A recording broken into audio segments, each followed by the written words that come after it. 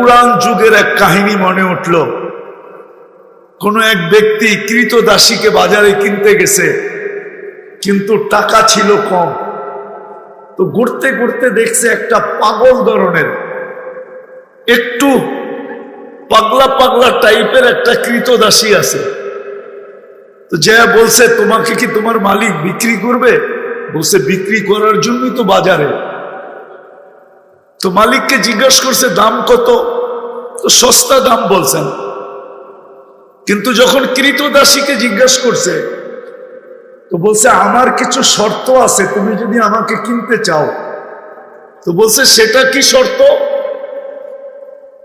বলে, আমার শর্ত হলো সারাদিন আমার থেকে কাজ নিবে, কিন্তু রাত্রে আমি তোমার কাজ করতে পারবো না। তো মালিক বলছে, ঠিক আছে। তো সারাদিন কাজ নিতেন, রাত্রে কোনো কাজ নিতেন না। তো মালিকের কৌতূহল জাগছে যে কিনার সময় ও কেন আমাকে বলল যে রাত্রে কোনো কাজ নিতে পারবো না, দেখি ও রাত্রে কি করে। তো মালিক দরজা ফাঁক করে দেখতেছে, সেজদায় পড়া কাঁদতেছে আর বলতেছে, আল্লাহ, তুমি যে আমাকে ভালোবাসো, এই ভালোবাসার কসম দিয়া বলতেছি, তুমি আমাকে মাফ করে দাও। তো মালিক বলতেছে, ওই পাগল, তোকে যে আল্লাহ ভালোবাসে এটা তুই বুঝলি কি করে? তুই এরকম বল যে আল্লাহ, আমি যে আপনাকে ভালোবাসি, এটার কসম খায় বলতেছি, আপনি আমাকে মাফ করে দেন। তো সেজদার থেকে উঠা বলতেছে, মালিক যদি আমাকে ভালো না বাসতো তাহলে আমাকে জায়নামাজে সারা রাত্র কাঁদাইতো না, আর তোমাকে ল্যাপের ভিতরে সারা রাত্র ঘুমাইতে দিত না। বইলে একটা চিৎকার দিছে, জান চলে গেছে। এই রাতেই কোনো মতে কাফন দাফনের ব্যবস্থার জন্য মালিক ছুটতে ছিল। যখন কাফন দাফন নিয়ে আসছে, তো আয়সা দেখতেছে সবুজ কাপড়ে কাফন দাফন কমপ্লিট, আর উপরে লেখা আছে, ইন্না আউলিয়া আল্লাহি লা খাউফুন আলাইহিম ওয়ালা হুম ইয়াহজানুন। যে আল্লাহ ওয়ালাদের, যারা আল্লাহর হয়ে যায়। আজকে তো আমরা জীবনের মজা পাই না, আল্লাহর হইতে পারি না বিদায়।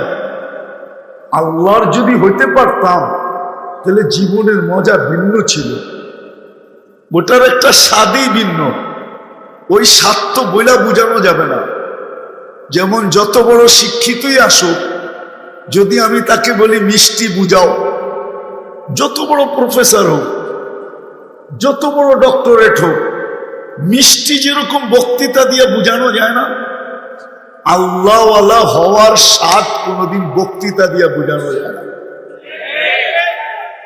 মিষ্টির স্বাদ যেরকম এক চিমটি চিনি মুখের ভিতরে দিতে দেরি, মিষ্টির স্বাদ যেরকম বসতে দেরি করে না,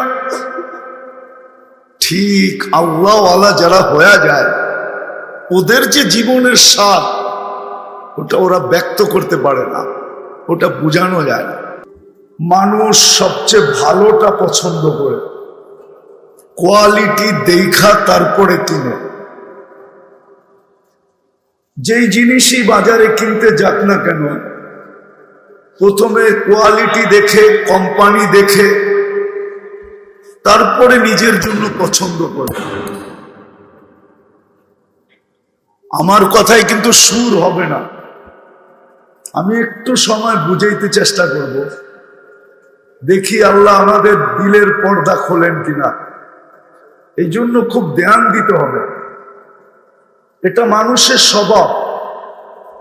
মানুষ যা পায় তাই খায় না, যা মিলে তাই হাত পাইতা নেয় না।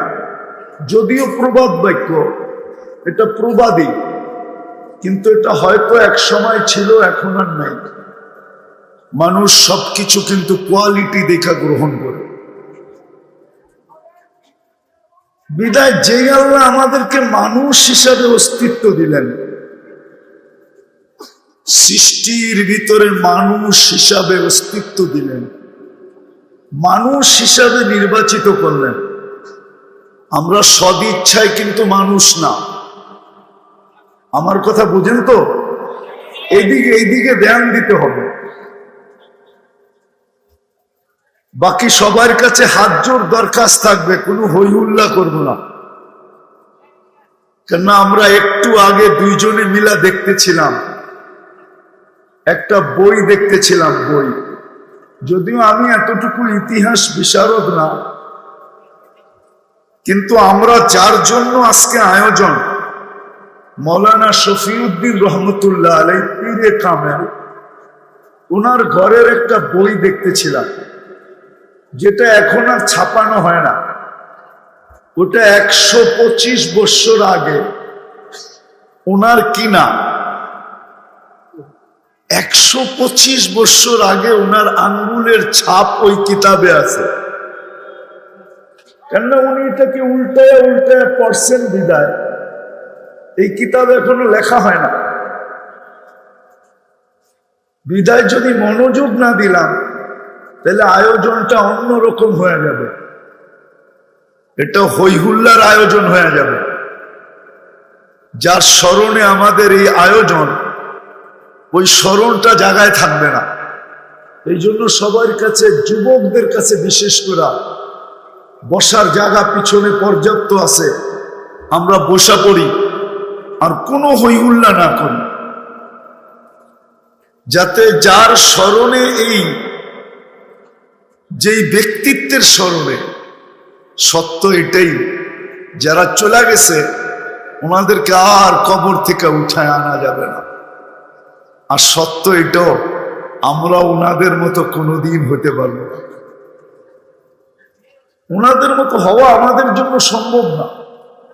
যদিও জমানাটা, সময়টা এখন টেকনোলজি, রকেটের জমানা, কিন্তু হতে পারে।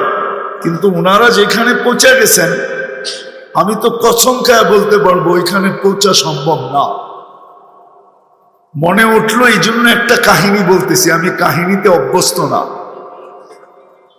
ইমাম তিরমিজি রহমতুল্লাহ আলাইহি একদিন উনি বলতেছিলেন যে আমার চেয়ে বয়সে যে একদিন বড়, তার ভিতরে আমার চেয়ে 100 গুণ মঙ্গল বেশি। তো ছাত্ররা বলতেছিল, হযরত বুঝলাম তো না, আপনার চেয়ে একদিনে বড়, 100 গুণ বেশি মঙ্গল। তো বলছে, সে আল্লাহর রসুলের জমানার আমার থেকে একদিন আগে।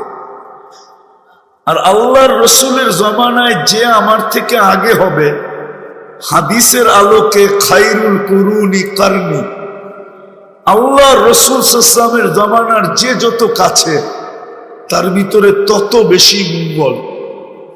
আমরা কিন্তু জমানার দিক দিয়ে একটু দূরে।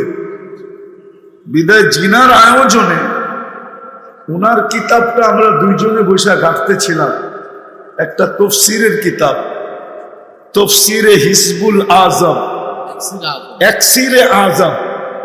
এই কিতাব এখন বাজারেও পাওয়া যায় না, কোথাও ছাপা নেই।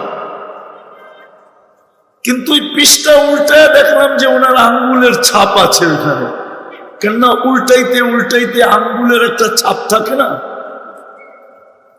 125 বছর আগে। বিদায় আমি আপনাদেরকে মনোযোগ দিয়ে আজকের কথাগুলো শুনতে বলবো, হইহুল্লা না। হয়তো হতে পারে আমাদের হইহুল্লার কারণে ব্যক্তিটা কষ্ট পাবে, যে আমি তো এরকম চাইছিলাম না, যে আমার স্মরণ হোক আর এরকম হইহুল্লা হোক। উনি হয়তো কষ্ট পাবে, কেননা আল্লাহওয়ালাদের জীবনী নিয়ে আলোচনা আমার চেয়ে পরে যিনি আসতেছেন, ওবায়দুর রহমান খান নদভী সাহেব, উনি আমার চেয়ে আল্লাহওয়ালাদের জীবনী নিয়ে লক্ষ কোটি গুণ বেশি ভালো আলোচনা করতে পারবেন। আমার ভিতরে এতটুকু ছোঁয়া নাই, ওনার ভিতরে যতটুকু আছে। বিদায় আমি চাই না, কবরটা তো আমাদের সামনেই।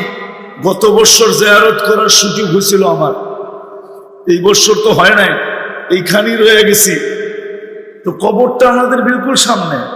আমরা চাই না আল্লাহওয়ালাদের কষ্ট হোক। ইন্না আউলিয়া আল্লাহি লা খাউফুন আলাইহিম ওয়া লা হুম ইয়াহজানুন।